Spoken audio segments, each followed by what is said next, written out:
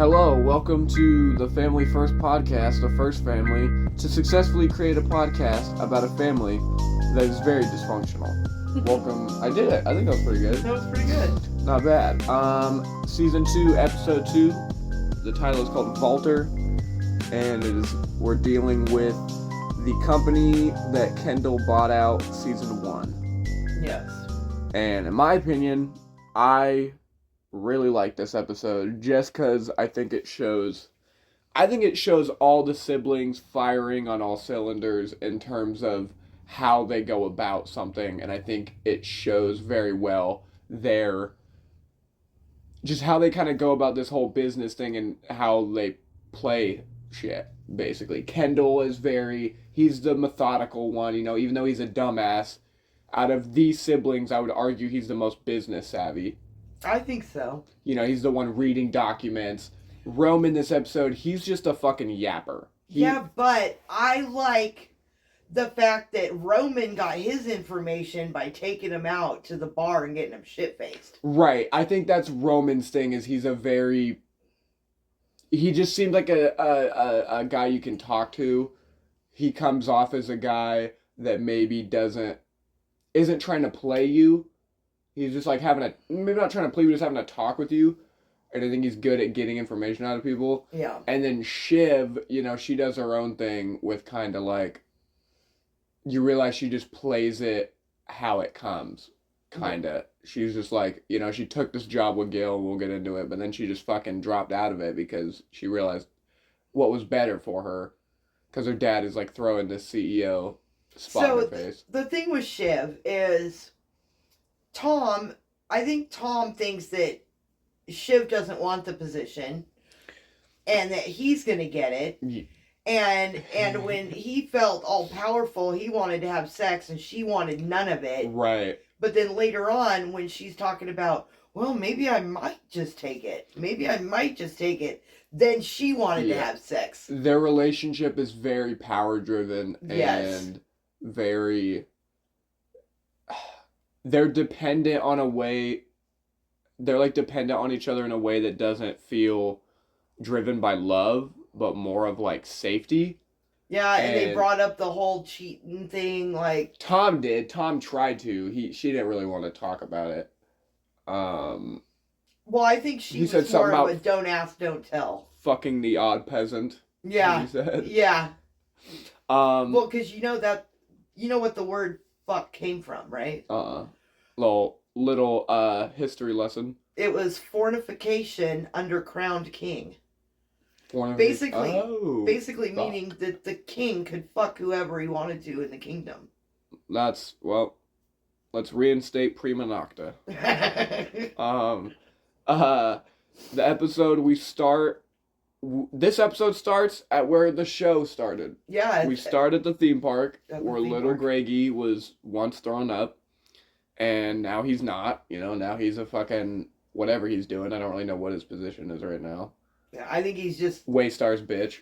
Tom's bitch. Yeah, in particular. Tom's bitch. Stewie's on the news with, I don't know if he's on with Sandy. I don't know. Oh, I know Gil is the one putting him on. They're on Gil's news, whatever. Yeah. And Stewie's on there fucking bashing him.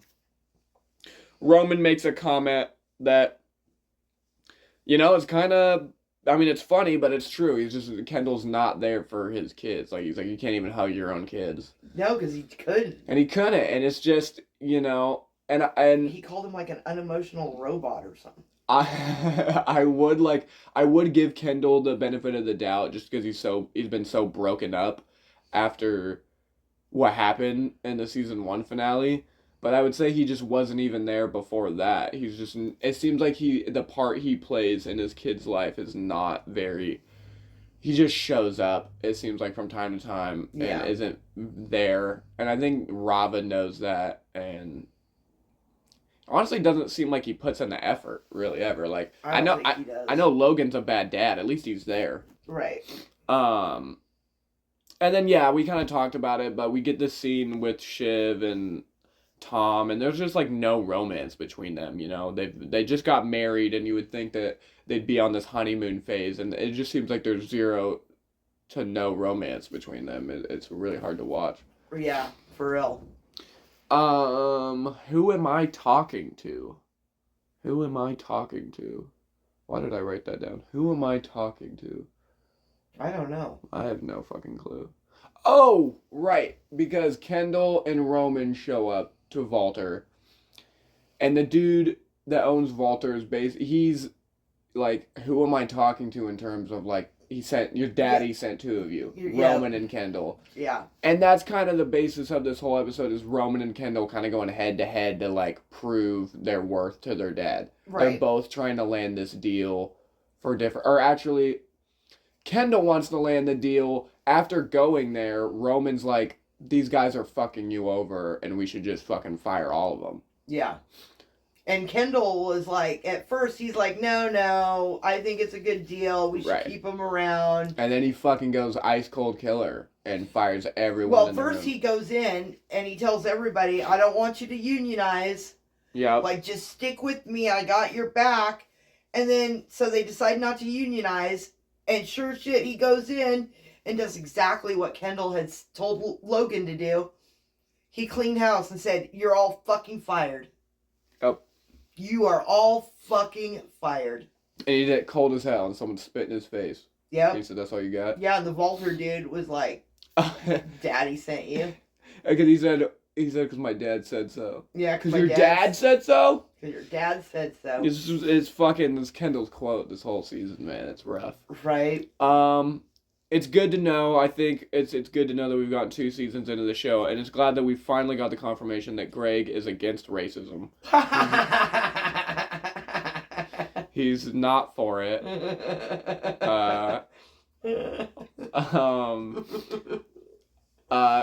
Connor is still convinced he's gonna run for president. That's just have never had with no job experience in his fucking whole life. He's like, yeah, I'll just go. But you know what? He's like Trump. Just a rich dude's like, I'm going to be president of the United States. Yeah, I guess. But, like, at least Trump was, like, at least, you know, people knew he was, like, a business-savvy dude. Right. Connor doesn't. I mean, what? He fucking bought Napoleon's dick. That's it. And makes sourdough. And makes sourdough bread, yeah. I think, and they definitely dig into it more in the show, but it is coming to fruition a little bit more. But I think you've started to notice that Roman and Jerry... do you know Jerry, the blonde? Yeah. They have Roman has a certain connection with her that I find interesting. I think he finds comfort in her for some reason. Kind of like a second mom, maybe. He wanted her to be there. He was like, and then when she was like, why? He was like, fuck you, bye. Yeah. Because, you know, that's what Roman does. I wrote down, Shiv, months of raining. I don't know what the fuck that means. Sometimes I need to be more specific with my notes. I think so. Months of raining. Greg Pigman. Oh, I know what it means. Does that mean because Logan, she was like, "How long is it going to take for me to step in?" Months of training. Training, not raining. Right. Yeah. So, her and Logan kind of talk about her position as CEO, and he kind of lets her know like it would be months before we did this. You have to do business courses. Right. You're going to go over to England and train with them for a while. Which I don't even think that's Logan being a dick. I think I think Shiv's almost a little naive for thinking that with no business experience, he was just going to hand it over to her without. She's just going to walk in and take over. Yeah. Right. She didn't expect any month. Yeah. I wrote down Greg Pigman. Greg Pigman. I have no fucking clue. I don't know, but I will say about Greg. So Kendall gave him an apartment. Pretty awesome. Yeah, but here's where I'm at with that. So it sounds like Kendall's got his own apartment upstairs. Right. So Greg is now his gopher for drugs, right? Coke, yeah. I think Kendall wants to put Greg up in that apartment so he can keep it as a party pad. Yeah, I think you're right. Because he did have that party at Greg's. And he's looking for pussy like a fucking techno Gatsby. Yeah. Which, whatever, I don't know what the fuck that means. I don't either. Fucking techno Gatsby. But no, I would say, you know, if anyone took a W this episode, I would say, I think Roman impressed his dad this episode. I think he did, and then I think and then Gray got a fucking. I think Roman had a good plan as far as Walter goes. Yeah. But then Logan makes Kendall do it. Yeah. Do the dirty work. Do all the dirty work, so he's the asshole. But that might be building him up to be, oh, he's a ruthless motherfucker like his dad. Mm-hmm. Yeah. And, good for Greg for getting that apartment. I think he's pretty hyped about that. Yeah, I think it's going to backfire on him because, like I said, I think Kendall's going to be using it as the party pad because he doesn't want the riffraff up in his nice apartment. The fucking riffraff. That's awesome. Yeah, Shiv finally tells Tom the offer that her dad has been giving her. And yeah, like we kind of said, he's convinced that maybe, we've discussed maybe the position would be best for me.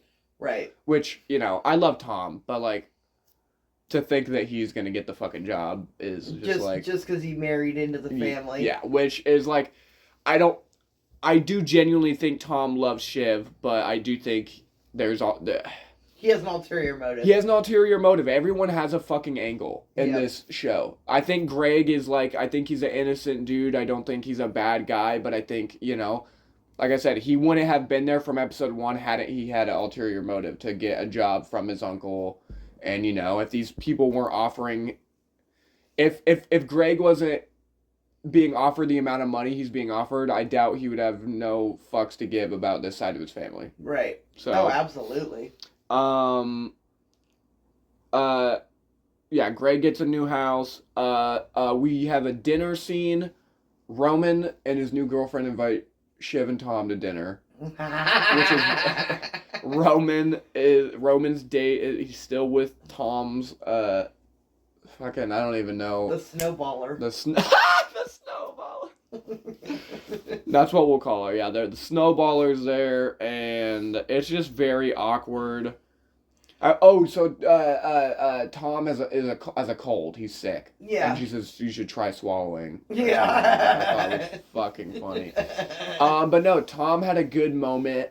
I think in this episode they're all kind of dogging on him for some reason, just because he's a Midwesterner. He's from Ohio. I don't remember the jabs. Roman got a few in. They were talking about how he dresses. Oh yeah. He can't wear a tailored suit. Uh-huh. And even the way he walks. And Shiv jumped in on it, and Tom just goes, "Fuck you, Shiv." Yeah, I love that. And it just goes silent. Yeah, he shut her down. And then they were both and then they go back home and they kind of have a talk. I don't remember if they kind of rekindled after that or what was the talk. That's kind of when she was talking about taking over the company and let's have sex. Yeah. Yeah, awesome. So, yeah, they go, Kendall and Roman, they go to their dad. They're pitching what they think they should do. Kendall thinks that it's salvageable and they can still save the company and that it could be very profitable for them. And Roman's like, no, you're fucking losing money. These people are idiots. They're going to unionize. You got to fire them all. So Logan makes Kendall do it. Yep. Goes in, fires them all. It's fucking brutal. We see Shiv. She's with Gil. And, I find it interesting how she ended up getting fired. And I think this says a lot about her and just her family. Was she fired or did she quit? Is that... She got fired before she quit. Gil was basically like... I guess he didn't, say he fired her, but he was basically like, yeah, we don't want to work with you anymore. Right. And then she was like, well, I quit. And he was like, well, no, I fucking fired you.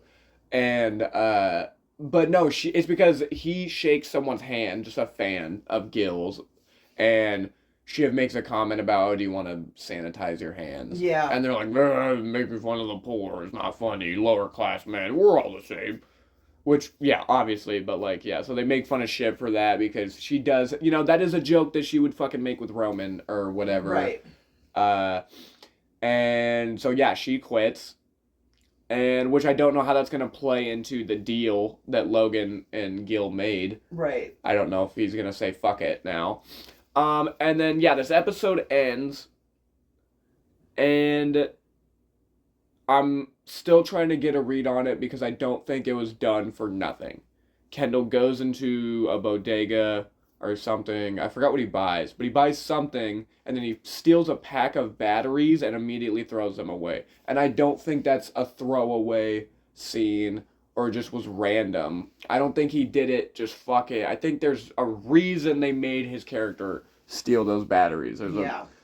Kendall is feeling like, if I had to make a guess, I would guess that it feels like he has no control over his life right now. Definitely. And everything is dictated by someone. And so that was him just feeling like he did something for himself, even if it is stealing a fucking pack of Duracell batteries out of a New York bodega. But no, good episode. I really liked it. I think season 2 is up to par with season 1. Or I would say it's my favorite season, actually. But until then, fuck off. Fuck off!